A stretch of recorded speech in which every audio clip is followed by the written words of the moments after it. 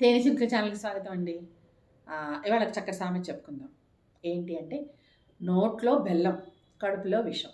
అంటే కొంతమంది చాలా చక్కగా మాట్లాడతారు. ఎంతో ప్రేమ ఉన్నట్టు, ఎంతో ఇదిగా మాట్లాడతారు. కానీ వాళ్ళ కడుపులో విషం ఉంటుంది. విషం అంటే ఏంటి? అంటే వీళ్ళు పాడైపోవాలి, వీళ్ళ గురించి అసూయ ఉంటుందన్నమాట. ఈర్ష్య ఉంటుంది, వాళ్ళంటే కోపం ఉంటుంది, పగ ఉంటుంది, అన్నీ ఉంటాయి లోపల. కానీ పైకి మాత్రం చాలా చక్కగా నవ్వుతూ ప్రేమగా మాట్లాడతారు. అటువంటి వాళ్ళని మనం నమ్మకూడదు. అంటే అటువంటి వాళ్ళని మనకి ఎలా తెలుస్తుంది అంటే వాళ్ళ చేతల వల్ల, వాళ్ళ చేష్టల వల్ల తెలుస్తుంది. కానీ అలా పెట్టుకుని అలా చేయడం వల్ల వీళ్ళు పాడైపోవాలి అని అనుకుంటూ మనతో నవ్వుతూ మాట్లాడినంత మాత్రాన మనకేమి చెడు జరగదు, అది వాళ్ళకే తగులుతుంది. భగవంతుడు ఏం చేస్తాడట, ఎవరినైనా మనం అనవసరంగా తిట్టామనుకోండి, అనవసరంగా వాళ్ళ గురించి చెడుగా మాట్లాడామనుకోండి, అది మనకి తగిలేటట్టు చేస్తాడు. అందువల్ల ఎవ్వరి గురించి మనం ఎప్పుడూ చెడుగా మాట్లాడకూడదు, చెడుగా ఆలోచించకూడదు. వాళ్ళకి చెడు జరగాలని, శత్రువులకు కూడా చెడు జరగాలని మనం కోరుకోకూడదు. ఎందుకంటే శత్రువులు కూడా మనుషులే కదా. మనం కోరుకోవడం వల్ల ఏమవుతుంది, ఆ కీడు మనకే తగులుతుంది. మనం కోరుకోకుండా వాళ్ళకే మంచి జరగాలని కోరుకున్నాం అనుకోండి, భగవంతుడు మనకు మంచి చేస్తాడు. ఇదంతా నమ్మకం లేక కాదు, నిజమైన నమ్మకం ఇది. కరెక్ట్గా జరిగేది ఇదే ప్రపంచంలో. మనం అనుకుంటాం కానీ అవి భగవంతుడు తప్పకుండా పైనుంచి చూస్తూనే ఉంటాడు.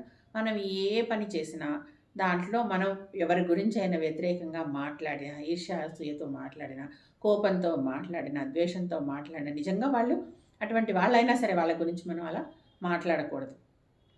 అప్పుడు మనం చేసిన పుణ్యం అంతా పోతుంది. మీకు తెలుసు కదా, విశ్వామిత్రుడు కదా. విశ్వామిత్రుడు ఎన్నిసార్లు తపస్సు చేశాడు బ్రహ్మర్షి కావాలని.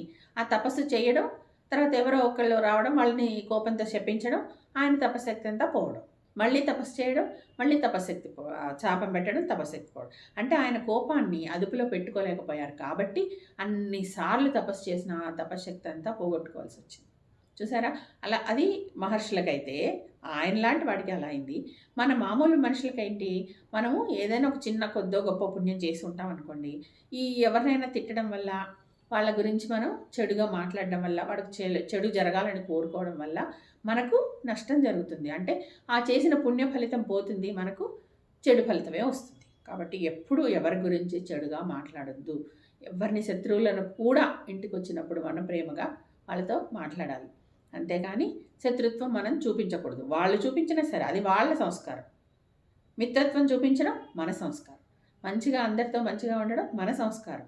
వాళ్ళు మనతో మంచిగా లేకపోతే అది వాళ్ళ సంస్కారం, అంతే కదా. కాబట్టి మనం మంచిగా అందరితో మంచిగా ప్రేమగా అభిమానంగా ఉండాలి. ఎవరి కీడు కోరుకోకూడదు, ఎవరికి చెడు జరగాలని అనుకోకూడదు. ఇది ప్రతి ఒక్కళ్ళు నేర్చుకోవాల్సినటువంటి విషయం. కోపాన్ని అదుపులో పెట్టుకోవాలి. కోపం అనేది లేకపోతే మనిషి అన్నీ జయించగలుగుతాడు. ఆ కోపమే మనల్ని నాశనం చేసేస్తుంది. అర్థమైంది కదా. కాబట్టి కోపం మంచిది కాదు. కడుపులో విషం పెట్టుకోకూడదు. అంటే విషం అంటే నిజంగా విషం పెట్టుకోవడం అని కాదు, ఎవరి గురించి చెడుగా మాట్లాడకూడదు, వాళ్ళకి మంచి చెడు జరగాలని కోరుకోకూడదు. వాళ్ళతో తీయగా మాట్లాడుతూ వాళ్ళకి చెడు జరగాలనే కోరిక మాత్రం చాలా అసహజమైన కోరిక, మంచిది కాదు. మనకే తగులుతుంది. కాబట్టి అటువంటి పనులు మీరు ఎప్పుడూ చేయకండి. మంచిగా ఉండండి, మంచితనంతో ఉండండి, అందరితో మంచిగా మాట్లాడండి.